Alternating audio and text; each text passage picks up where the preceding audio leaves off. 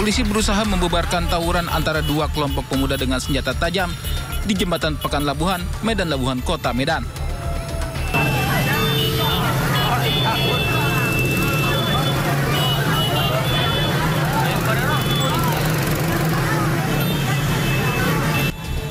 Polisi sempat memberikan peringatan keras, namun tak dihiraukan para pelaku tawuran. Aksi tawuran pemuda ini membuat resah warga, karena mereka juga merusak fasilitas publik hingga rumah warga. Bahkan mereka juga menyerang warga yang ingin pergi ke musola untuk beribadah. Subuh mereka, sebelum sholat subuh mereka masuk merusak rumah tadi, rumah kami. Nah, kemudian orang yang di musola mau dikejar. Mereka turun dari atas ke bawah tugu. Untungnya ada anak pabrik papan di sini yang kumpul, orang itu nggak berani turun. Nah, kemudian tengah malam mereka mencuri bangku-bangku dari kampung kami. Dikabarkan salah seorang pemuda terkena anak panah saat tawuran berlangsung. Warga berharap aparat lebih rutin melakukan patroli dan penjagaan di lokasi rawan tawuran. Dari Medan, Sumatera Utara, Yuda Bahar, iNews melaporkan.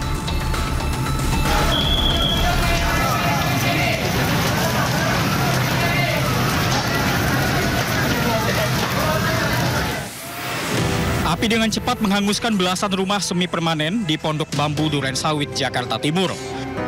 Bersama warga, petugas pemadam kebakaran yang tiba di lokasi berjibaku padamkan api.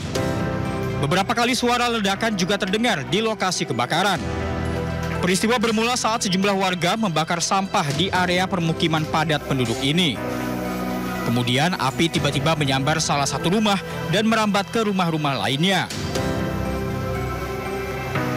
Penyebabnya tadi apa sih, Bang? Dari bawah toren ini, info dari warga itu bakar sampah. Maksudnya bakar sampah di bawah? Di bawah toren ini. Toren ini? Ya, itu makin gede, makin besar ininya apinya. Bang, ini apaan sih, Bang? Tempat apa? Ini rumah-rumah atau bukan? Rumah-rumah warga sih, kayak rumah-rumah bedeng. Rumah-rumah bedeng, Bang? Ada penduduk sampai sana. Infonya? Api berhasil dipadamkan 1 jam kemudian dengan mengerahkan belasan mobil pemadam kebakaran. Tidak ada korban jiwa dalam peristiwa ini, namun kerugian diperkirakan mencapai ratusan juta rupiah. Dari Jakarta, Rio Manik, iNews melaporkan.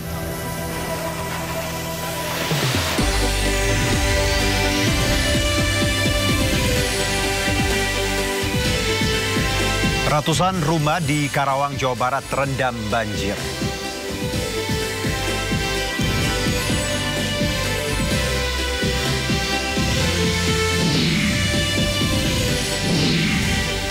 Pemerintah berikan diskon harga tiket pesawat dan tarif tol selama periode mudik Lebaran.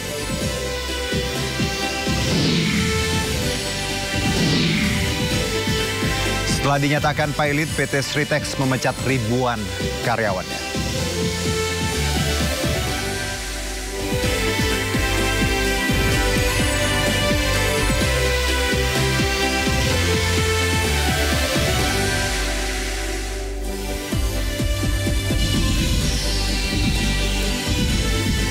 Halo pemirsa, lebih dari 426.000 tiket kereta api untuk masa angkutan Lebaran tahun 2025 ludes terjual. Saya Arjuno Syaputra, Anda menyaksikan Sudah Sore. Ratusan rumah di Karawang, Jawa Barat terendam banjir. Warga dievakuasi oleh petugas ke tempat yang lebih aman.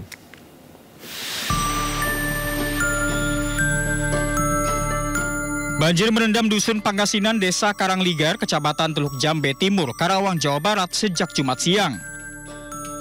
Banjir dengan ketinggian air 1 meter lebih ini akibat intensitas hujan tinggi yang membuat Sungai Cibeet meluap. Banjir yang datang sehari jelang puasa membuat warga kebingungan untuk makan sahur karena belum ada bantuan makanan. Berdasarkan data dari BPBD Kabupaten Karawang, 4 RT terendam banjir dengan jumlah korban sebanyak 711 jiwa dari 237 kepala keluarga. Air dari jam 18.00 sampai jam 19 itu ada peningkatan, dan dari jam 19 hingga saat ini terhitung setak. Untuk jumlah rumah yang terendam itu ada sekitar 170-an dan jiwa itu sekitar 711. Sebagian warga mengungsi di aula desa, depan desa, dan sebagian ada di masjid, PAUD, dan di rumah bidan desa. Sebagian warga sudah mulai mengungsi ke tempat yang lebih tinggi, namun sebagian warga lainnya memilih bertahan di rumahnya masing-masing. Dari Karawang, Jawa Barat, Rudi Setiawan, iNews melaporkan. Ya, pemirsa, tersangka mega korupsi BBM Pertamina kini bertambah menjadi 9 orang. 2 tersangka baru yang juga merupakan bos Patraniaga terbukti melakukan tindak pidana markup atas persetujuan Dirut Pertamina Rifa Siahaan.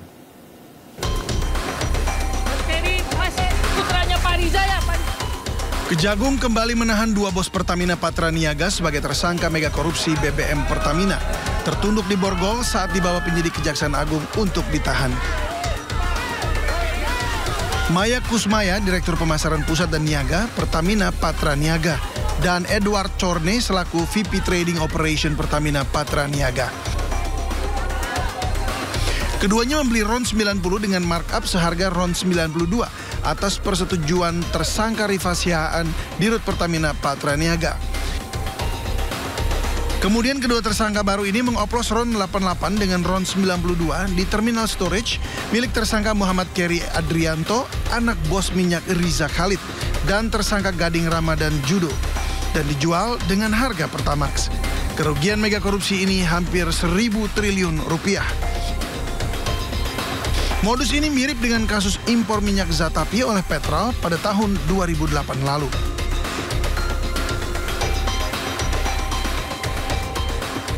Terhadap 2 tersangka tersebut, setelah dilakukan pemeriksaan secara maraton, tadi mulai jam 3 sampai dengan saat ini, penyidik telah menemukan bukti yang cukup bahwa kedua tersangka tersebut diduga melakukan tindak pidana bersama-sama dengan 7 tersangka yang kemarin telah kami sampaikan. Kini tersangka skandal mega korupsi BBM Pertamina bertambah menjadi 9 orang. 9 tersangka itu adalah Gading Ramadan Judo, Komisaris PT Jenggala Maritim, dan Direktur PT Orbit Terminal Merak, salah satu broker dalam kasus ini. Dimaswer Haspati, Komisaris PT Navigator Katulistiwa, dan Komisaris PT Jenggala Maritim. Rifa Siahaan, Direktur Utama PT Pertamina Patraniaga. Yoki Firnandi, Direktur Utama PT Pertamina International Shipping. Sani Dinar Saifuddin, Direktur Feedstock and Product Optimization PT Kilang Pertamina International. Agus Purwono, Vice President Feedstock Management PT Kilang Pertamina International. Muhammad Keri Andrianto Riza, Beneficial Owner PT Navigator Katulistiwa. Dan yang terbaru ditetapkan tersangka adalah Maya Kusmaya, Direktur Pemasaran PT Pertamina Patraniaga, dan Edward Corne, Vice President Trading Operation. Kejaksaan Agung terus menelusuri mega korupsi BBM Pertamina, diantaranya dengan menggeledah rumah Raja Minyak Riza Khalid dan mendalami dugaan keterkaitan Riza Khalid dalam kasus ini. Selain rumah Riza Khalid, penyidik sebelumnya juga menggeledah sebuah kantor di Plaza Asia lantai 20, Jalan Jenderal Sudirman, Jakarta. Tim Liputan iNews melaporkan. Ya, pemirsa, guna melindungi hak konsumen, Lembaga Badan Hukum Jakarta membuka posko pengaduan bagi masyarakat yang menjadi korban Pertamax oplosan. Posko pengaduan tersebut dibuka secara online sejak 26 Februari. Sejak 25 Februari kemarin, bertepatan dengan ditetapkannya 7 orang dari Pertamina Patraniaga sebagai tersangka dugaan tindak pidana korupsi tata kelola minyak mentah dan produksi kilang, dan dibeberkannya adanya salah satu motif berupa manipulasi ya, atau bahasa yang berkembang di ruang publik adalah pengoplosan RON 92 gitu ya.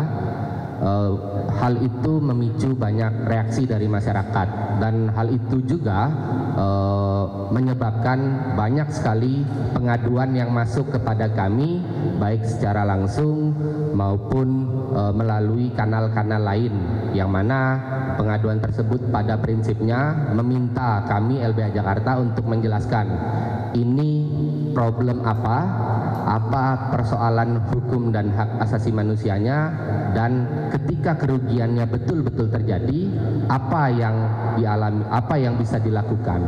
Kurang lebih seperti itu yang masuk pada kami. Dan karena kami melihat keresahan atau bahkan kemarahan masyarakat sangat meluas, kami memandang perlu untuk membuka pos pengaduan untuk mewadahi atau memfasilitasi apa klaim-klaim kerugian yang dialami oleh masyarakat karena polemik ini. Kemudian setelah berdiskusi dengan banyak pihak termasuk kawan-kawan dari Selios, maka kami memutuskan pada tanggal 26 Februari kemarin untuk membuka pos pengaduan secara online. Ya, pemirsa, korupsi ugal-ugalan yang dilakukan pejabat Pertamina berjalan sejak 2018 hingga 2023. Lantas bagaimana modus operandi yang dilakukan para tersangka? Berikut penjelasannya.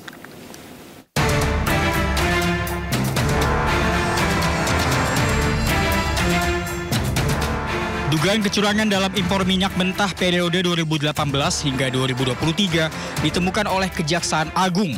Pada periode 2018 hingga 2023, Peraturan Menteri SDM Nomor 42 Tahun 2018 menyebut bahwa pemenuhan minyak mentah dalam negeri wajib utamakan pasokan dari dalam negeri. Namun ketiga petinggi Pertamina mendorong impor minyak. Guna memuluskan dibukanya keran impor minyak, ketiga petinggi Pertamina diduga menggelar rapat untuk turunkan produksi kilang minyak. Ketiga tersangka sengaja menolak minyak hasil produksi dalam negeri oleh kontraktor-kontrak kerjasama. Akibatnya, minyak hasil produksi dalam negeri tak terserap dan harus diekspor. Keran impor pun dibuka, namun para tersangka bersekongkol mengatur pemenang tender. Impor minyak mentah dan impor produk kilang pun dipatok dengan harga tinggi. Negara pun rugi 35 triliun rupiah. Tak berhenti di harga tender impor, markup kontrak juga terjadi saat pengiriman minyak mentah dan produk kilang ke Indonesia. Mereka menunjuk agen atau broker yang bersedia memarkup harga beli minyak hingga 13 sampai 15% dari harga pasar. Mereka juga membayar seharga RON 92, namun minyak yang diterima RON 90 atau lebih rendah. Akibatnya, negara merugi sebesar 11,7 triliun rupiah. Mereka juga membuat acuan pemberian kompensasi dan subsidi BBM melalui APBN menjadi tinggi. Akibatnya, pengeluaran negara untuk kompensasi dan subsidi APBN pun meningkat. Lagi-lagi, negara merugi hingga 147 triliun rupiah. Kerugian yang ditimbulkan dari korupsi ugal-ugalan para petinggi Pertamina ini mencapai 193,7 triliun rupiah per tahunnya. Bila korupsi dilakukan selama periode 2018 hingga 2023, maka kerugian negara mencapai 968,5 triliun rupiah. Tim Liputan, iNews melaporkan. Pemerintah turut menyoroti kasus korupsi ugal-ugalan yang dilakukan pejabat anak perusahaan Pertamina. Selain bersih-bersih dari korupsi, pemerintah juga meminta supaya ada perbaikan di tubuh Pertamina. Iya, lagi diurus itu semua, ya. Lagi diurus semua. Oke. Kita bersihkan, kita tegakkan, kita akan pokoknya membela kepentingan rakyat. Hari ini kita lihat ya peluncuran bank emas pertama dalam sejarah Indonesia. Oke. Terima kasih.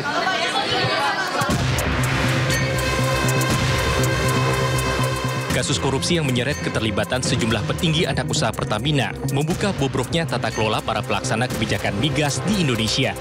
Kerugian yang ditimbulkan akibat korupsi ugal-ugalan ini mencapai 193,7 triliun. Kisru ini juga membuat pemerintah untuk mendorong perbaikan dalam tubuh Pertamina. Jadi korupsi dimanapun, di lembaga manapun, di BUMN manapun, baik itu di pusat maupun di daerah, memang harus diberantas dan diperangi. Kita juga mendukung Pertamina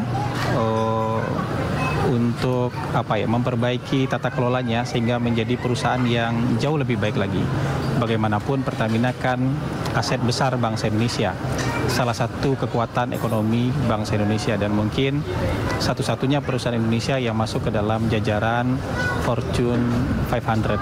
Jadi aksi bersih-bersih di dalam Pertamina ini harus kita dukung juga, supaya nanti yang muncul adalah Pertamina yang jauh lebih baik lagi, jauh lebih prudent lagi, jauh lebih akuntabel, dan jauh lebih transparan dan bisa dipertanggungjawabkan dalam tata kelolanya. Karena bagaimanapun Pertamina adalah aset bangsa Indonesia. Kini kasus dugaan BBM oplosan telah menjerat 7 pejabat anak perusahaan Pertamina. Mereka diduga melakukan korupsi tata kelola minyak mentah dan produk kilang PT Pertamina Subholding dan kontraktor kerjasama di tahun 2018-2023. Kerugian negara akibat korupsi ini mencapai 193,7 triliun rupiah. Salah satunya adalah karena negara harus mengeluarkan uang subsidi demi menjaga harga BBM terjangkau oleh masyarakat. Tim Liputan iNews melaporkan. Kita beralih ke informasi berikutnya, pemirsa. Ada kabar gembira untuk masyarakat yang akan mudik Lebaran. Pemerintah memberikan diskon harga tiket pesawat dan tarif tol selama periode mudik Lebaran. Hal ini disampaikan Menko Infrastruktur dan Pembangunan Kewilayahan Agus Harimurti Yudhoyono dan Menteri Keuangan Sri Mulyani Indrawati. Kali ini ada insentif tambahan dari pemerintah berupa PPN, sebagian ditanggung pemerintah sebesar 6%. Ini yang akhirnya secara agregat mudah-mudahan pemerintah bisa menurunkan harga tiket pesawat ekonomi domestik secara keseluruhan selama kurang lebih 2 minggu, itu di angka 13 hingga 14% harga penurunan tiketnya. Ini mudah-mudahan juga membantu masyarakat yang sudah mempersiapkan diri akan pulang kampung, bertemu dengan keluarga, merayakan Idul Fitri di kampung halaman masing-masing.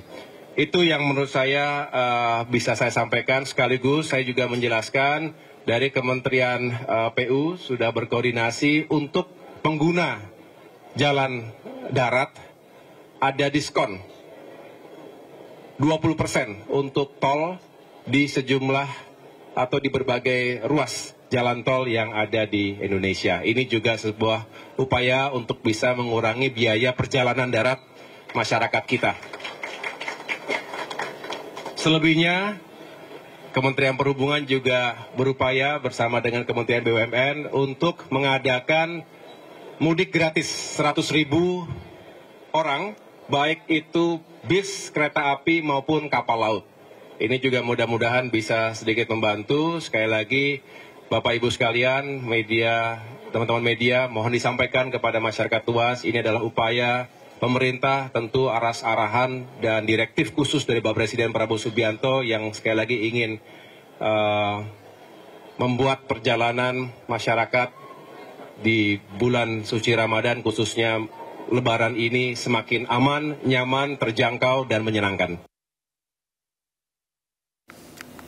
Dari Pak Menko beserta seluruh kementerian terkait juga berpartisipasi untuk bisa memberikan keringanan bagi masyarakat yang akan melaksanakan traveling di dalam hari-hari mendekati Lebaran.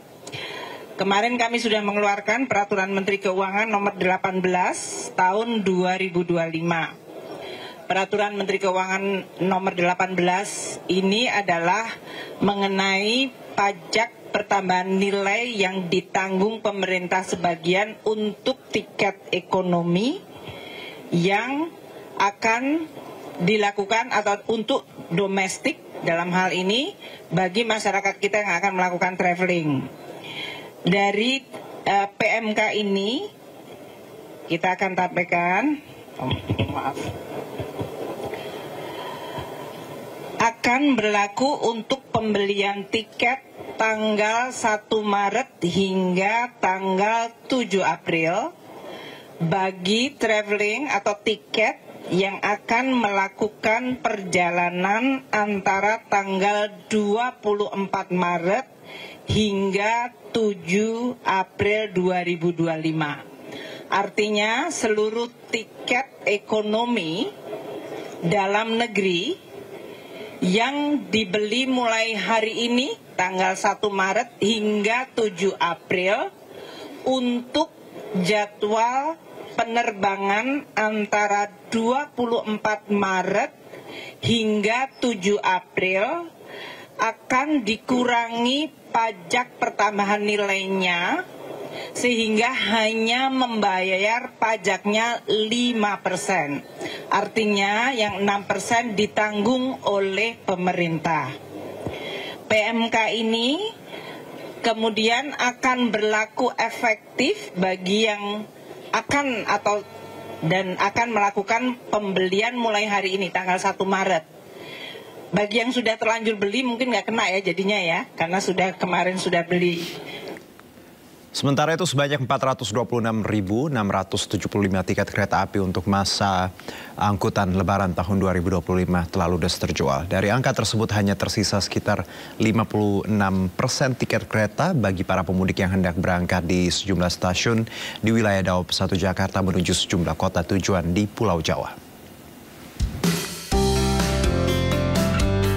Moda transportasi publik kereta api masih menjadi primadona bagi masyarakat Indonesia yang hendak pulang kampung pada momen Hari Raya Idul Fitri 1446 Hijriah mendatang.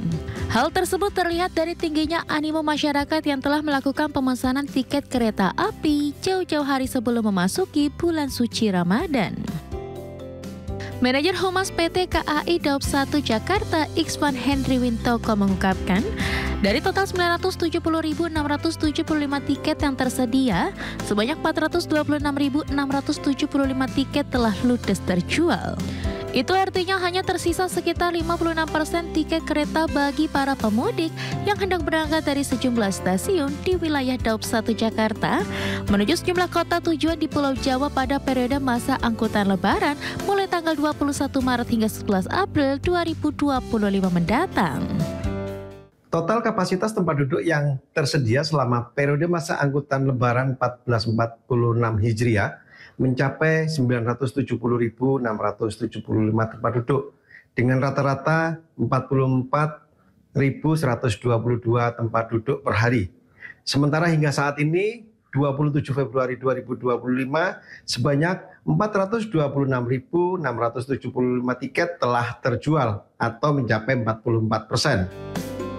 KAI Daob 1 Jakarta memprediksi lonjakan keberangkatan arus mudik di stasiun Gambir bakal terjadi pada tanggal 29 dan 30 Maret nanti dengan okupasi penumpang mencapai 92 hingga 97%. Sementara di stasiun Senen lonjakan keberangkatan arus mudik terjadi pada tanggal 30 Maret 2025 dengan okupasi melebihi kapasitas normal yang mencapai 102%.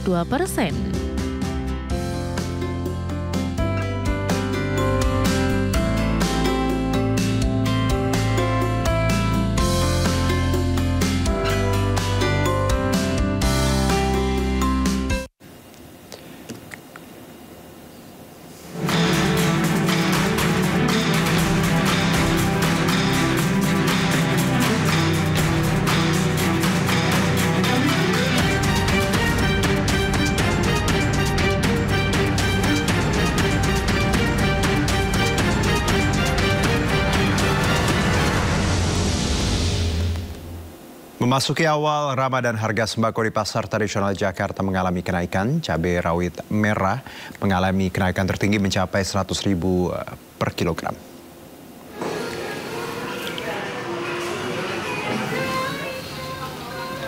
Di Pasar Cempaka Putih, Jakarta Pusat, harga cabai rawit merah yang semula Rp80.000 per kilogram naik menjadi Rp100.000 per kilogram. Kenaikan harga cabai ini diduga disebabkan pasokan yang sedikit. Selain cabai, ayam potong juga mengalami kenaikan harga dari Rp35.000 menjadi Rp38.000 per ekor.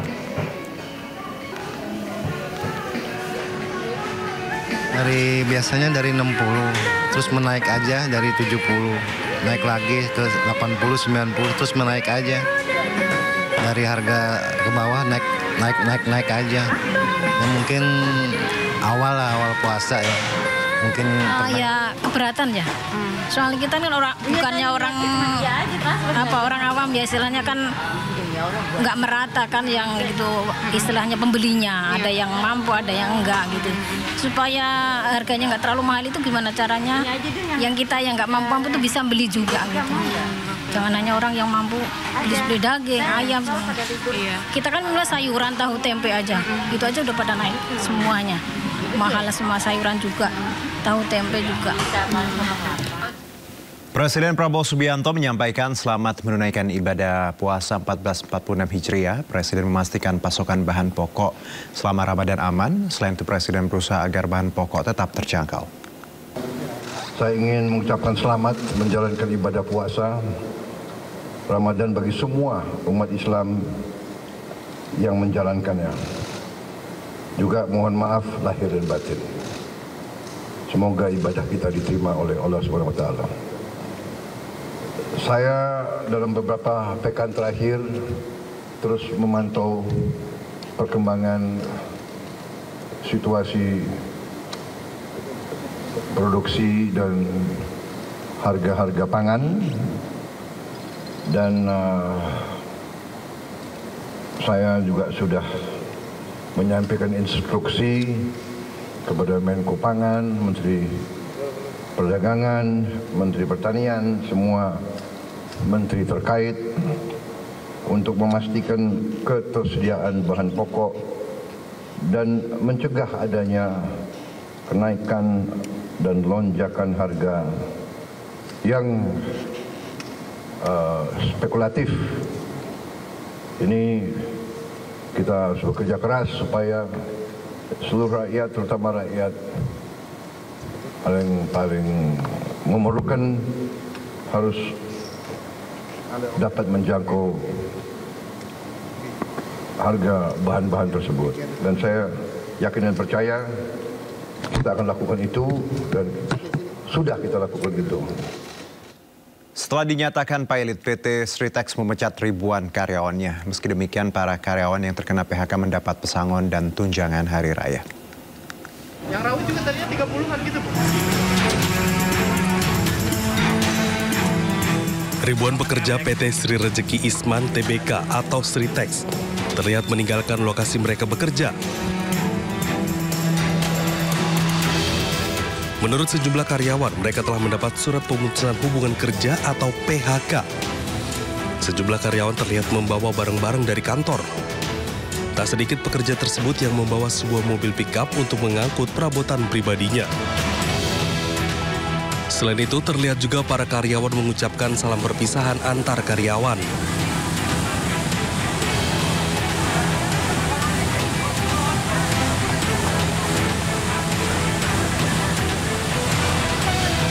Udah ditandatangani kemarin semua. Apa nih, Bu? Surat PHK itu. Kemarin? Iya. Berapa ini, Bu? Informasinya berapa pekerja yang mendapat surat? Nggak tahu ya, seluruh Sritex Group. Seluruh karyawan Sritex Group. Itu dari perusahaan atau dari kurator? Katanya kayaknya dari kurator. Dari kurator? Iya. Atau dapat pesangon, terus dapat THR. Terkait PHK besar-besaran Sritex ini, Menteri Erlangga Hartarto tak berkomentar banyak. Ia mengaku akan berkomunikasi dengan tim kurator tentang kepailitan Sritex. Ya, nanti ditanya kepada tim kurator. Tim kurator nanti dicek oleh Pak Menaker. Sebagaimana diketahui, MA telah menolak kasasi yang diajukan Sritex terkait status pilot yang sebelumnya diputuskan oleh Pengadilan Negeri PN Semarang. Terkait putusan ini, Sritex akan tutup per 1 Maret 2025.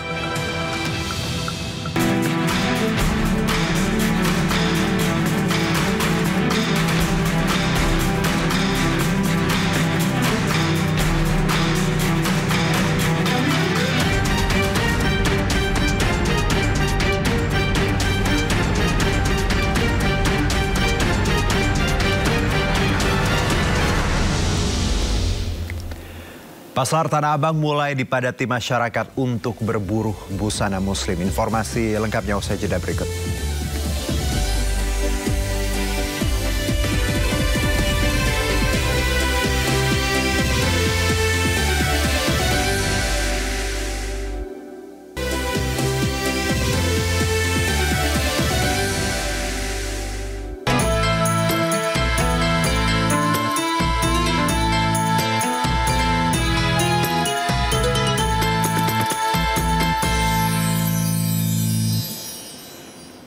Kembali bersama kami, pemirsa. Pasar takjil Ben Hill kembali dibuka pada bulan Ramadan kali ini. Aneka menu makanan untuk berbuka dijajakan di tempat ini. Ya, seperti inilah suasana di Pasar Ben Hill, Jakarta Pusat. Sejumlah hidangan manis dijajakan para penjual, mulai dari es buah, aneka kue, dan juga panganan lainnya. Para pengunjung antusias membanjiri pasar takjil ini di hari pertama bulan Ramadan.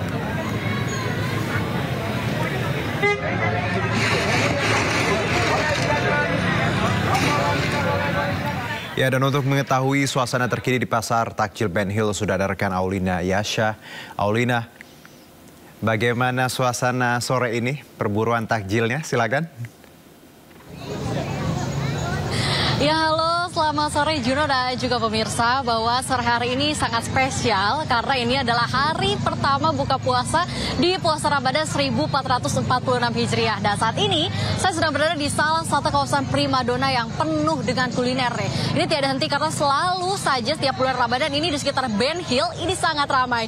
Ini bisa dilihat mungkin antriannya Juno dan juga pemirsa, ini cukup panjang, namun ini bukan antrian untuk memasuki wahana kedufan ya.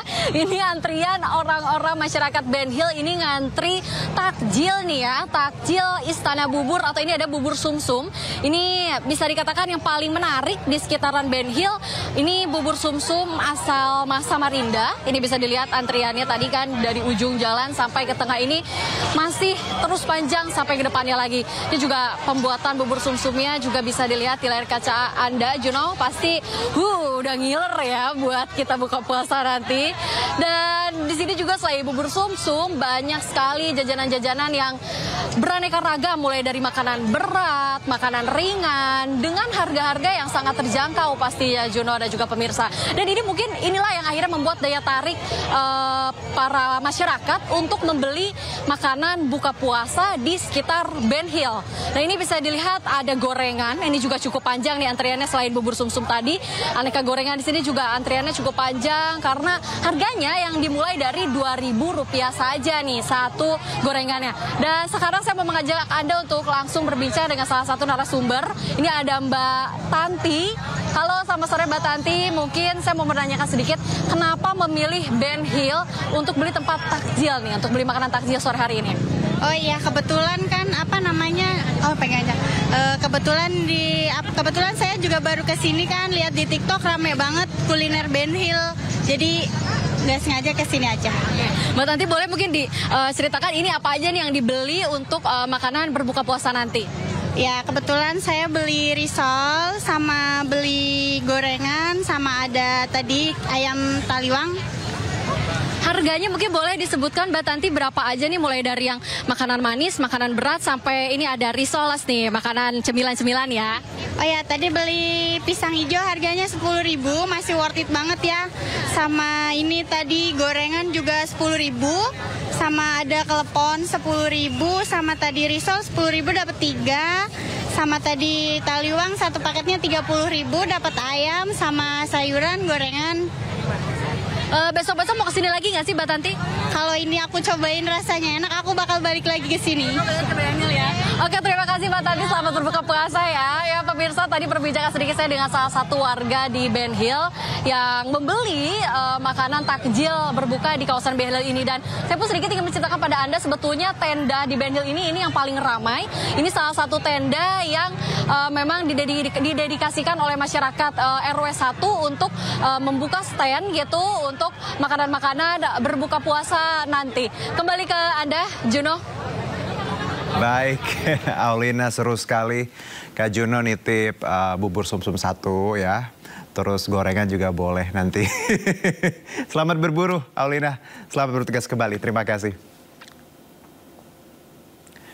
Dan pemirsa, kita ke informasi berikut ya. Sebagai negara dengan mayoritas Muslim, Indonesia masih terbilang agak terlambat terkait urusan halal dibandingkan negara-negara tetangga bahkan Eropa. Dan untuk itu Badan Penyelenggara Jaminan Produk Halal BPJH semakin gencar mendorong sertifikasi halal di Indonesia. Terlebih selama Ramadan, di mana Muslim tanah air dibanjiri berbagai produk-produk UMKM yang dikonsumsi selama bulan puasa. Dan untuk membahas ini sudah bersama kami Ahmad Haikal Hasan, Kepala Badan Penyelenggara Jaminan Produk Halal BPJPH. Assalamualaikum, selamat sore Pak Ahmad. Waalaikumsalam warahmatullahi wabarakatuh, selamat sore. Ya, dengan Juno Pak di studio.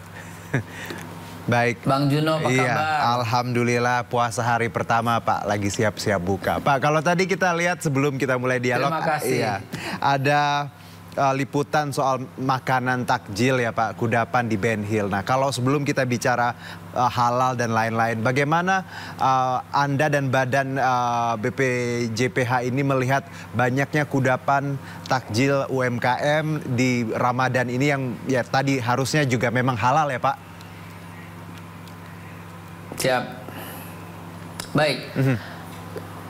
Pertama saya ucapkan terima kasih. Ini hari pertama puasa dan kami pun masih tetap bekerja melayani, dan khusus yang ditanyakan, kami ini tersebar lebih daripada 100.000 pendamping produk halal di seluruh Indonesia. Nah, mereka ini adalah orang-orang yang selalu memantau, melihat, dan kita masih perlu banyak sekali. Karena itu semua masyarakat hari ini diharapkan partisipasinya untuk ikut melihat, ikut memantau dan melaporkan apabila ada sesuatu yang dianggap atau yang dicurigai atau yang dikira-kira terlihat dengan nyata produk-produk yang dikhawatirkan atau diragukan kehalalannya. Jadi peran partisipasi masyarakat sangat berarti. Cukup menghubungi situs kami ihalal.go.id. Mudah-mudahan semua informasi akan kami bisa jawab. Oke. Baik, Pak Haikal, kalau kita bicara UMKM dan produknya dalam bulan Ramadan ini kan, kalau kita lihat tadi Pak, jualan-jualan ini kan UMKM kecil semua ya Pak ya, masakan rumahan, produk rumahan. Ya. Tapi apakah Anda melihat bahwa tahun ke tahun mereka juga sudah mulai aware atau sadar bahwa proses halal itu penting, apalagi dijualnya memang untuk buka puasa Pak? Baik, ya, proses halal yang kita maksud ini adalah sebuah proses yang Mbak tanya tadi, UMKM ini pemerintah sangat aware dengan mereka semua. Terbukti dari tahun ke tahun pemerintah memberikan sebuah peluang sehati namanya sertifikat halal gratis bagi para pelaku UMKM mikro gitu ya. Dan yang ditanyakan tadi termasuk mikro kan. Nah, caranya gimana? Ya segera daftarkan. Segera daftarkan. Jadi kedua belah pihak, baik dari pihak pelaku usaha aktif untuk mendaftarkan, dan kita pun akan merespon dengan sebaik-baiknya dan akan mendampingi proses itu. Begitu. Oke, mendampingi tadi Pak ya proses itu. Tapi kalau pertanyaannya Pak, mahal nggak sih Pak Haikal sebenarnya? Ini mungkin jadi pertanyaan teman-teman UMKM yang mungkin modalnya tidak banyak, untungnya juga biasa aja Pak. Baik, seperti saya katakan, tadi ada program dari pemerintah namanya Sehati, sertifikat halal gratis. Kalau gratis ya nggak mahal. Oke, ya. nggak ada pungutan ya Pak ya? Apapun. Karena nggak ada untuk yang mikro itu nggak ada sama sekali. Jadi gimana caranya? Rajin-rajinlah mengunjungi situs kami, rajin-rajinlah mengunjungi Facebook, Twitter, Instagram resmi kami, yaitu yang termasuk ada Badan Halal begitu ya, biar singkat kita sebut BPJPH Badan Halal. Galilah informasi sebanyak mungkin. Karena apa gini Mas, dari Aceh sampai Papua Mas, itu ada miliaran produk Mas. Betul. Dan ada 66 juta pelaku usaha yang terdaftar, dan 66 juta pelaku usaha ini masing-masing satu pelaku usaha punya banyak produk. Sehingga pengontrolannya, pengawasannya sangat diperlukan peran serta masyarakat. Yang ada pada kami itu namanya pendamping produk halal. Jadi kita tuh punya P3H, pendamping produk halal. Kami terbuka kok. Kami akan tetap meminta, bahkan menghimbau kepada masyarakat, yuk bergabung sebagai pendamping proses produk halal. Apalagi ada kasus Ritek hari ini, itu kita buka peluang loh. Ayo daftarkan. Kita akan rekrut sebagai pendamping proses produk halal dengan pendapatan yang cukup baik gitu ya. Cukup baik pendapatannya. Bahkan kalau satu hari dia bisa mendampingi 3 aja pelaku usaha, maka 1 bulan dia akan mendapatkan lebih daripada 10 juta rupiah. Karena per 1 pelaku usaha yang didampingi dan dia mendapat sertifikat halal, maka ini ada jasa dari pemerintah sebesar Rp150.000 untuk per sertifikat halal yang didampingi oleh P3H. Ini peluang gitu. Jadi yuk kita semangat terus ya dalam menyambut situasi kondisi yang ada. Mudah-mudahan pemerintahan di bawah pimpinan Bapak Prabowo Subianto ini sangat memperhatikan rakyat. Oke, Masya Allah ya Pak. Semoga ini ada yang teman-teman dari Sritek yang nonton tadi, caranya tadi yang penting kunjungi website ihalal ya Pak ya. Dari situ kita bisa jadi pendamping tadi ya Pak ya. Ya, khusus untuk kasus yang sedang terjadi, kami akan segera aktif untuk menghubungi perwakilan-perwakilan yang ada di sana untuk segera kita ajak bagaimana solusinya, siapa yang berminat, kami buka peluang, silakan. Begitu. Baik, menarik Pak. Nah kalau kita bicara, saya juga baca Pak Haikal, banyak mungkin pengusaha yang tidak tertib halal di tanah air. Padahal kan kita memiliki jumlah muslim, pasar yang besar sekali. Kenapa sih Pak para pengusaha ini alasan mereka tidak tertib halal? Kalau tadi prosesnya gampang, ada juga yang tadi tidak ada pungutan. Menurut Anda di sini di mana kendalanya Pak Haikal? Baik, begini. Pertama, soal sosialisasi. Ya, 30 tahun kita sudah melakukan proses ini, tapi sosialisasinya belum masif dan belum baik. Dan mudah-mudahan, mohon izin, kami sedang memperbaiki sosialisasi itu. Yang terjadi karena sosialisasi minim, sehingga pelaku usaha banyak terjerat dengan calo-calo penjahat kalau saya katakan Dan juga lembaga pemeriksa halal, di mana lembaga pemeriksa halal ini sebenarnya mitra kami. Ada ketentuannya, mengambil jasanya bagaimana, ada ketentuannya resmi. Tapi kadang-kadang pelaku usaha terjerat oleh janji-janji muluk calo dan akhirnya terseret dalam putaran biaya yang sangat besar. Akhirnya nama siapa yang buruk? Nama negara, nama pemerintah. Dalam hal ini BPJPH menjadi buruk namanya karena oknum-oknum itu. Kami sedang proses, sedang tindak, mudah-mudahan segera akan kami umumkan LPH yang nakal, yang mengambil biaya terlalu tinggi sehingga memberatkan pelaku usaha. Dan sampai gimana Mas, kalau sampai pelaku usahanya sedikit yang melakukan proses karena isu-isu negatif tadi, karena rumor-rumor yang beredar tadi, dibilang ribet padahal tidak, dibilang mahal padahal pun tidak. Akibatnya para pelaku usaha ini enggan melakukan sertifikasi halal. Akibatnya kita tuh nggak dianggap di dunia. Kita baru nomor 8 loh sebagai negara penghasil produk ekspor untuk halal. Harusnya nomor 1 gitu loh. Gitu loh Mas penyebabnya. Iya Pak Haikal, ini menarik. Sejalan dengan pernyataan Pak Haikal tadi yang saya baca juga, potensi produk halal dunia itu luar biasa besar. Ada 20.000 triliun sekian ya Pak. Dan Indonesia kalau saya baca juga hanya kebagian 600 triliun. Jadi kalau selain tadi Pak, karena kendala mungkin banyak pengusaha yang tidak tertib halal, ada hal lain yang menurut Anda bisa menggenjot angka yang paling tidak kue yang 20.000 tadi ya, 20.000 triliun tadi bisa lebih bisa Indonesia paling tidak menjadi dominan Pak. Begini,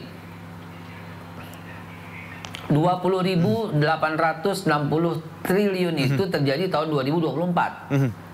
Sementara trendingnya itu naik terus berkali-kali lipat. Sehingga diprediksi 2025 bukan lagi 20.000, hampir menembus angka 38 sampai 40.000 triliun. Dan kalau kita tidak memperbaiki sekarang ini, kita akan ketinggalan.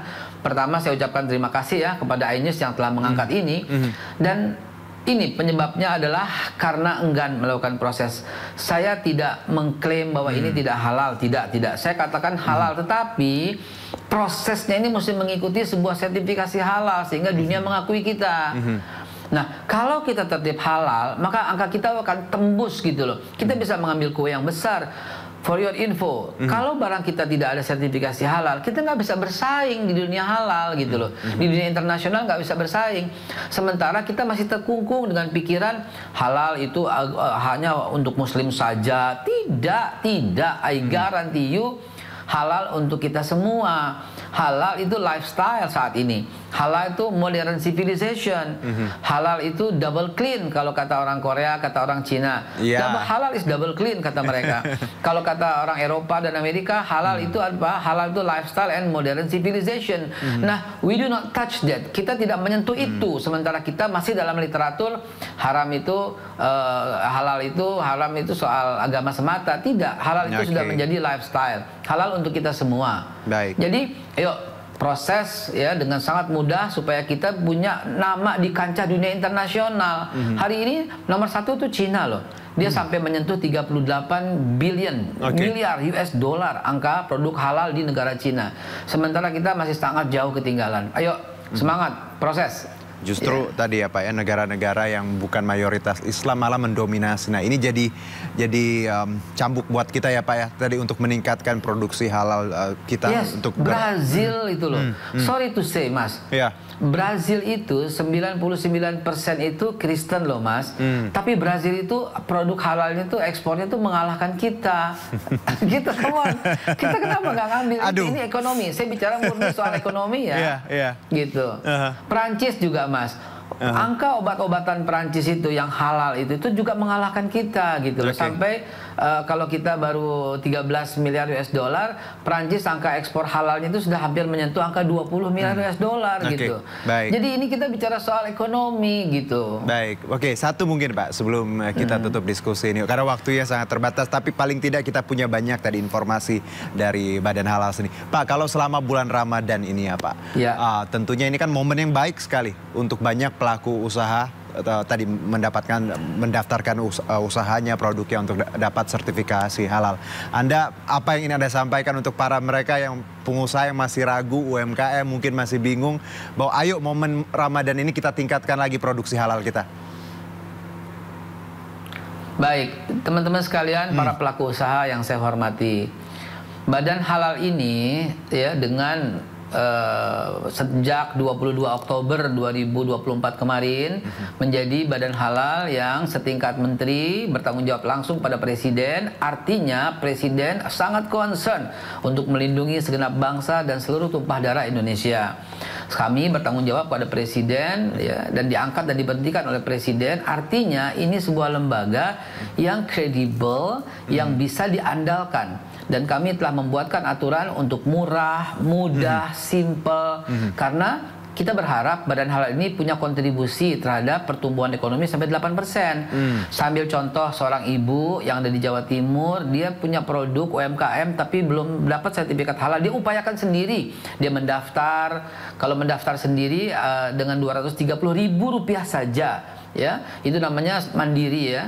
Dia mendaftar sehingga dia mendapat sertifikat halal. Saat ini 2 bulan yang lalu dia sudah sampai ke ekspor dunia. Sampai kemarin di 2 kontainer ke Eropa. Seorang bapak di daerah Sukabumi, dia hanya pengusaha tempe semata. Sekarang dia telah mengusahakan produk halal tempenya. Dan hari ini dia sudah tembus kepada 8 negara. Kami bisa berikan contoh-contoh itu. Wahai para pelaku usaha, yuk go internasional dengan halal, apapun yang penting halal. Begitu. Baik, jadi kalau kita tadi telah Babe Haikal bahwa halal itu beyond the word, right? I mean it's more than halal itself ya.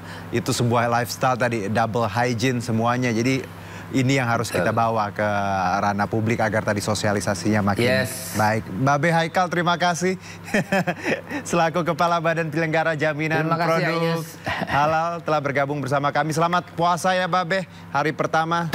Jangan lupa beli takjilnya. Selamat puasa, hari pertama kita udah kerja ini. Terima kasih Babe, wassalam. Terima kasih. Baik, pemirsa, memasuki bulan Ramadan, banyak kaum hawa yang sudah mulai mengincar busana untuk hari Lebaran. Kira-kira seperti apa tren fashion busana Ramadan 1446 Hijriah tahun ini? Berikut informasinya.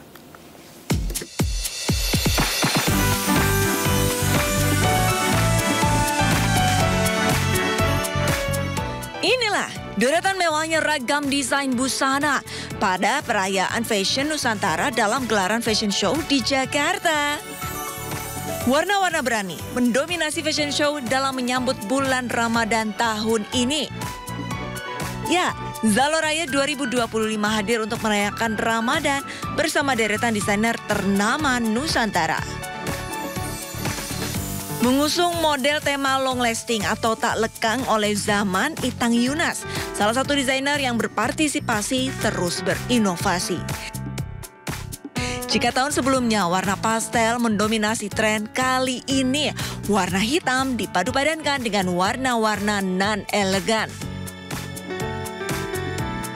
Tak hanya untuk Ramadan, model yang ditampilkan juga bisa dipakai timeless atau di segala suasana untuk menjangkau dan menarik perhatian kalangan muda. Begitu banyak anak muda yang sekarang conscious terhadap agamanya ya, misalnya mereka udah mulai berhijab, mereka udah mulai merasakan sesuatu yang harus bertutup. Nah, kita harus ngambil sesuatu tema itu. Fashion show ini digelar sebagai bentuk kontribusi dan apresiasi terhadap industri fashion lokal, serta wadah ekspresi bagi para desainer tanah air. Kita mau mengembangkan terus produk-produk fashion yang ada di Indonesia, dan inilah salah satu bentuk komitmen atau support kita untuk produk-produk fashion atau desainer-desainer yang ada di Indonesia. Jadi, tunggu apa lagi? Semoga ini bisa menjadi inspirasi untuk Anda tampil stylish di hari spesial nanti. Dari Jakarta, Steven Patinama, iNews melaporkan. Ya, Pasar Tanah Abang sudah mulai dipadati masyarakat untuk berburu busana muslim. Seperti tahun-tahun sebelumnya, pasar grosir terbesar di Asia Tenggara ini menjadi tujuan utama para pembeli. Memasuki bulan suci Ramadan dan menjelang Hari Raya Idul Fitri, Pasar Tanah Abang di Jakarta mulai dipadati oleh masyarakat yang berburu busana muslim. Seperti tahun-tahun sebelumnya, pasar grosir terbesar di Asia Tenggara ini menjadi tujuan utama para pembeli yang mencari pakaian muslim dengan berbagai pilihan model dan harga yang terjangkau. Sejumlah pedagang mengaku kenaikan jumlah pembeli mulai terlihat sejak beberapa hari lalu. Meski pada hari pertama Ramadan biasanya kondisi masih relatif sepi, namun memasuki pekan berikutnya, peningkatan jumlah pengunjung semakin signifikan. Pasti bakal lebih ramai lagi sih, cuman kalau hari pertama puasa mungkin belum terlalu ramai ya, karena hari pertama puasa. Nanti seminggu udah puasa dia udah mulai ramai lagi. Iya, lebih padat. Ya, sampai Lebaran itu padat banget jalan. Ibu-ibu, anak muda juga bisa kadang buat pesantren, seragaman kayak gitu. Iya, jadi soalnya kan gamis kita polos ya, tua muda masuk, jadi dicari kalangan remaja juga. Tak hanya pedagang, pembeli pun merasa puas berbelanja langsung di Pasar Tanah Abang. Mereka menilai belanja secara langsung memiliki keuntungan tersendiri, seperti bisa memilih model dan menyesuaikan kualitas bahan. Kami sudah belanja gamis ya kan, untuk berbagi dengan saudara gitu kan ya. Ya untuk saya sendiri pribadi ya, saya ini pengalaman lebih puas langsung ya, walaupun transportasinya lebih tinggi, lebih besar gitu ya. Tapi kita bisa memilih bermacam-macam yang sesuai dengan selera kita gitu. Banyaknya pembeli yang memilih datang langsung ke Pasar Tanah Abang menjadi tanda bahwa minat belanja konvensional masih tinggi, meskipun penjualan online semakin marak.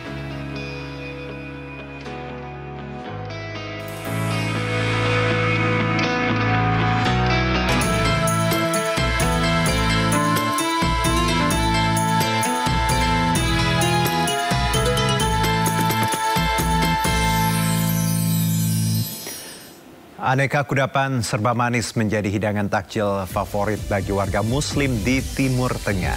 Informasi lengkapnya usai jeda berikut.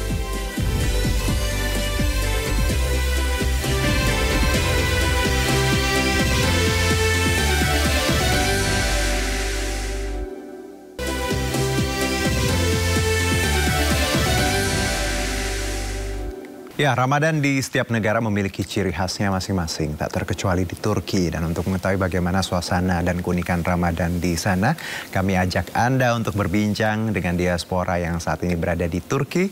Sudah bergabung bersama kami Nadia Nurul Zakia, mahasiswa asal Indonesia di Turki. Assalamualaikum, Nadia. Waalaikumsalam. Iya, gimana puasa hari pertamanya, kesan-kesannya? Puasa hari pertama ya pastinya kita masih pengen puasa bareng sama keluarga ya. apalagi hari pertama kan. Pasti banyak banget kayak war-war takjil kayak gitu, tapi di sini nggak bisa karena nggak ada. Iya, Nadia sudah berapa lama tinggal di Turki memang? Sekarang tahun ketiga di Turki. Oke, dan sudah 3 tahun ini sempat pulang Ramadan atau memang selalu di Turki?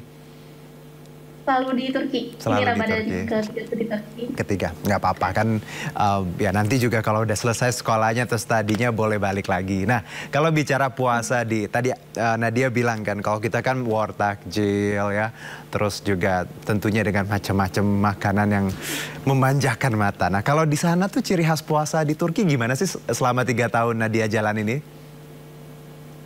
Kalau misalkan buat makanan sih nggak ada yang sama kayak di Indonesia ya, cuman di sini tuh ada namanya Ramazan Pidesi, itu kayak semacam roti gitu, tapi nothing special sih sebenarnya karena cuman roti aja gitu, cuman namanya emang Ramazan.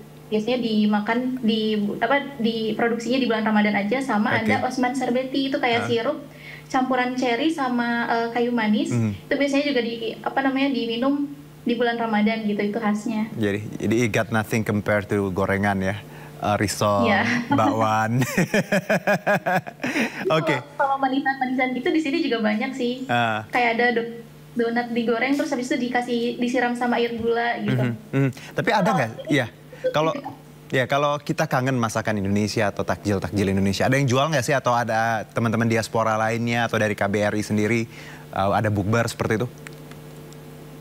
Oh, kalau bukber di sini ada sih dari PPI Sakarya. Aku tinggal di kota Sakarya ya di Turkinya. Dari PPI Sakarya sendiri ada program namanya Karsa, Kampung Ramadan Sakarya. Itu kita kayak ada program bukbernya. Terus kalau misalkan di malam 27 Ramadan tuh ada kegiatan juga biasanya.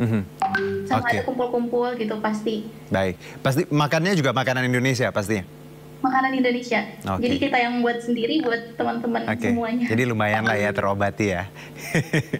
Oke. Nah, kalau kita bicara native di sana, warga lokal di Turki, ada nggak sih perbedaan kegiatan atau daily activities mereka selama Ramadan? Kalau mungkin kan kalau di Jakarta ada libur ya untuk anak sekolah. Kalau di sana sendiri Ramadannya ada beda nggak sih treatmentnya, Nadia?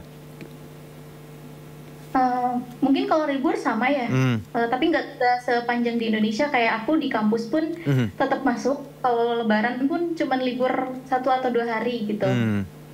Oke, jadi paling libur Kalau misalkan kegiatan yang beda ya, menurut aku yang lumayan menarik perhatian itu biasanya di masjid saat sholat tarawih itu imamnya setelah selesai sholat tarawih itu bagi-bagi coklat ke anak kecil yang ada di sana. Jadi emang anak kecil di sana tuh benar-benar dimuliakan gitu di dalam masjid. Jadi mereka tuh nggak takut buat masuk masjid gitu. Iya. Sangat welcome untuk anak kecil. Masya Allah, iya. Nah, kalau tadi kan kamu lihat ada misalnya bagi-bagi coklat. Tapi ada hal lain nggak sih menurut Nadia, mungkin perbedaan puasa di Turki dan Indonesia yang membuat mungkin agak ada gap atau cross culture understanding lah kalau gitu di sana perbedaannya? Sebenarnya nggak terlalu ya, karena kalau misalkan waktu pun nggak terlalu beda gitu sama di Indonesia. Apalagi sekarang kan peralihan dari musim dingin ke spring ya, ke musim semi. Itu nggak terlalu beda sih, sama 13 jam kurang lebih puasanya. Oke, jadi 13 jam sama lah ya. Jadi memang tadi mau ke spring peralihan. Mungkin kalau mungkin lain-lain kalau misalkan lagi musim panas kan bisa lebih lama gitu. Oke. Puasanya. Iya, nah tadi Nadia menyebutkan kan di awal kalau sesama diaspora tadi ada acara bukber segala macam ya dan lain-lain gitu. Tapi kalau dari Nadia dan juga teman-teman diaspora di Turki, selama Ramadan apakah memang komunikasinya cukup intens ya, berbeda dengan bulan-bulan sebelumnya? Karena tadi yang menyatukan kita kan selain iman juga tadi tradisi, seperti itu apa atau seperti apa, Nadia? Iya betul. Di Ramadan tuh jadi kita dari orang-orang Indonesia karena mungkin ngerasa ya kita sama gitu ya, berasal dari Indonesia kan, kita pengen ada ada interaksi lebih gitu di bulan Ramadan. Karena kita sama-sama dari kampung halaman yang sama, itu biasanya lebih banyak kegiatan dari PPI pun lebih banyak gitu. Jadi emang lebih sering ketemu. Oke, baik. Nah kalau pertanyaannya gini Nat, apa yang paling dirindukan di Indonesia saat bulan puasa? Keluarga, makanan, or anything? Yang pasti keluarga udah pasti ya. Yeah. Keluarga, buka bareng keluarga. Terus keluar takjil juga sebenarnya bersama teman-teman yang lain. Bersama teman-teman di Indonesia sama ngabuburit sih biasanya. Takjilnya apa kesukaan Nadia? Takjilnya sop buah. Oke. Basreng.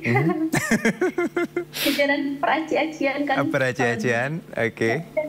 Itu ya. Sama sih, saya juga suka sebuah. Oke, Nat, satu mungkin. Nadia mungkin tadi kan udah 3 tahun ya di Turki dan 3 tahun ini puasa di sana. Keluarga semuanya di Jakarta, di daerah mana? Di Bandung. Di Bandung, oke. Nadia pengen ngomong apa sama keluarga di Bandung? Mungkin ada pesan atau mungkin ungkapan rindu untuk keluarga, saudara, teman di Jakarta, di Indonesia, di Bandung? Mungkin ya selamat menunaikan ibadah puasa meskipun kita jauh, tapi komunikasi jangan sampai pernah jauh gitu. Insya Allah secepatnya bisa pulang ke Indonesia. Kapan Nadia selesai kira-kira studinya? Sekitar 2027. Oke, lumayan ya. Oke. Di sini 5 tahun. Iya. Tahunnya ada pas. Nggak apa-apa Nadia, it's a once in lifetime lah. Maksudnya sekolah dan di luar seperti itu. Terima kasih Nadia, selamat berpuasa ya. Kalau Turki dekat mungkin sudah Juno dan teman-teman kirimin gorengan, tadi aci, tapi lumayan jauh ya, nggak ada ojek online ke situ. Oke, terima kasih Nadia Nurul Zakia, mahasiswa asal Indonesia di Turki. Selamat berpuasa. Terima kasih sekali lagi Nadia. Sehat-sehat ya Nat. Sama-sama, amin. Baik, ya kita akan jeda terlebih dahulu, pemirsa tetap bersama kami di Sindo Sore.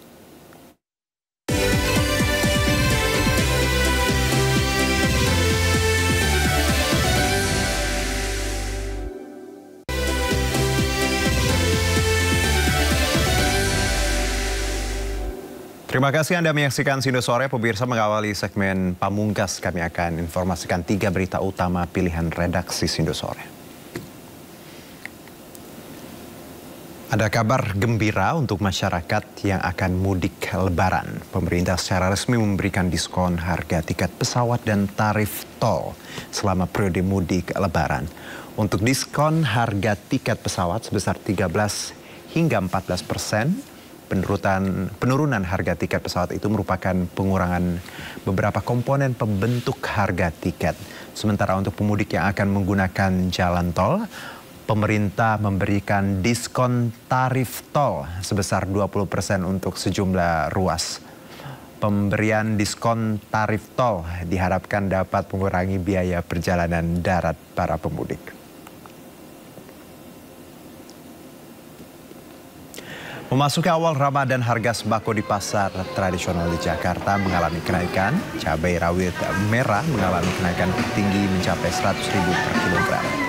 Di Pasar Cempaka Putih, Jakarta Pusat, harga cabai rawit merah yang semula Rp80.000 per kilogram naik menjadi Rp100.000 per kilogram. Kenaikan harga cabai ini diduga disebabkan pasokan yang sedikit. Selain cabai, ayam potong juga mengalami kenaikan harga dari Rp35.000 menjadi Rp38.000 per ekor.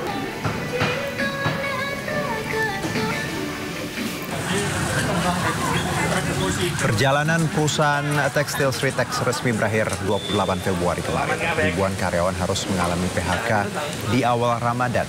Usai Pengadilan Negeri Niaga Semarang menyatakan Sritex bangkrut.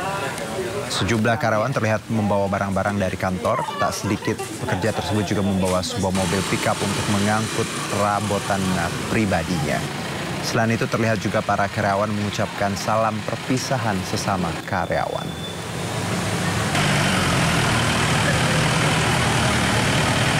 Ya, informasi tadi menutup Sindo Sore hari ini. Jangan lupa Anda bisa mendapatkan informasi terkini terbaru melalui portal yang menghadirkan berita daerah, nasional, dan internasional lengkap di sindonews.com. Saya Arjuno Syaputra beserta kerabat kerja yang bertugas. Pamit undur diri. Terima kasih. Sampai jumpa.